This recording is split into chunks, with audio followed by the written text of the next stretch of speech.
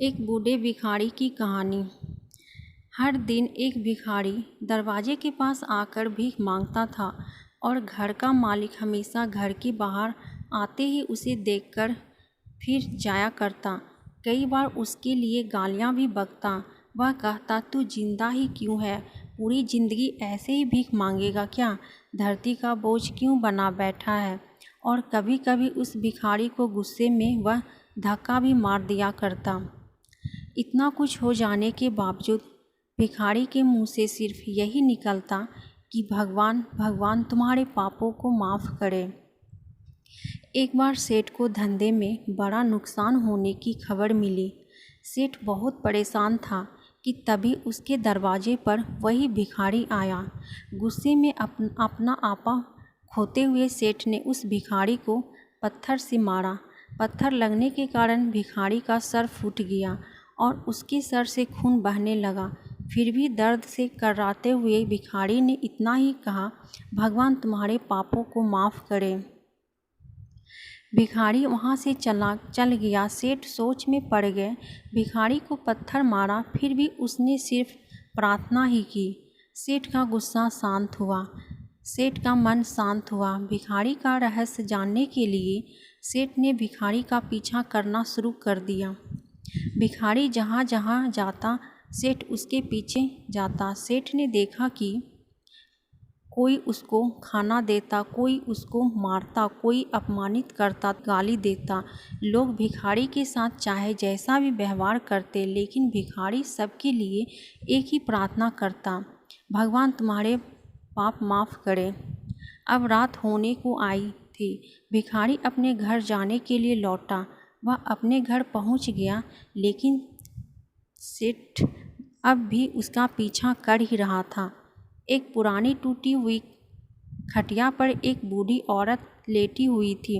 काफ़ी कमज़ोर और बीमार लग रही थी। वह भिखारी की पत्नी थी। अपने पति को वापस आता देख वह खाट से उठकर खड़ी हुई। पत्नी ने अपने पति के भीख वाले कटोरे में देखा, उसमें सिर्फ आधी बासी रोटी थी।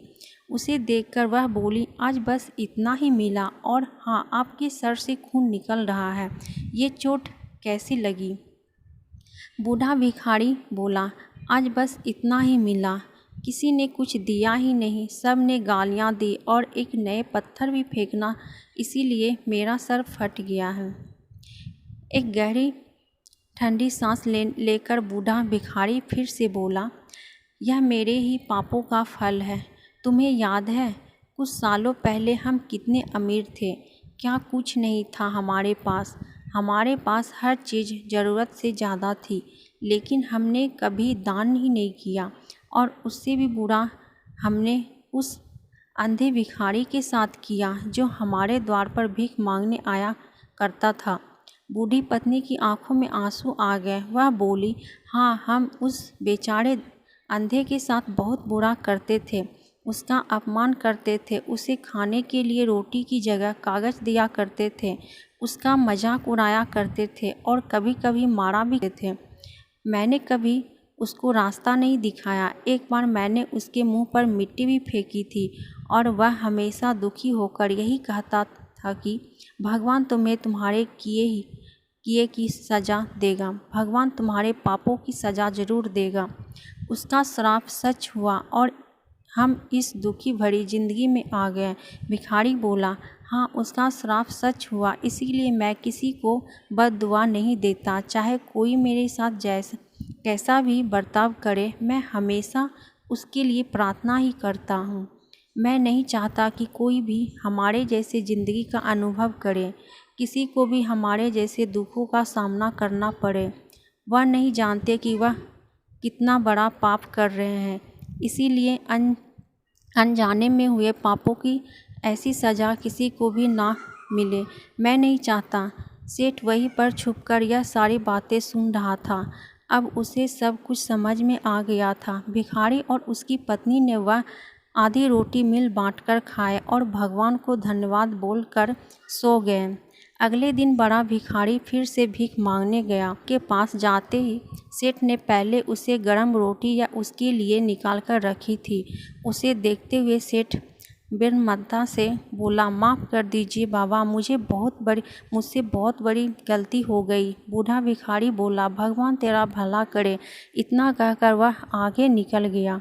इस कहानी से जो सीख लेने लायक है वह बड़ी ही सिंपल है कि आदमी चाहे कितना किसी के बारे में बुरा कहे या भला कहे, लेकिन भगवान सिर्फ कर्म के हिसाब से उसको फल देता है। क्या हुआ अगर भगवान नहीं दिखता है, लेकिन यह बात बिल्कुल सच है, उसके खाते में सबका हिसाब बहुत बहुत पक्का होता है। इसीलिए जब किसी के लिए कुछ भी करो तो अच्छा ही करो।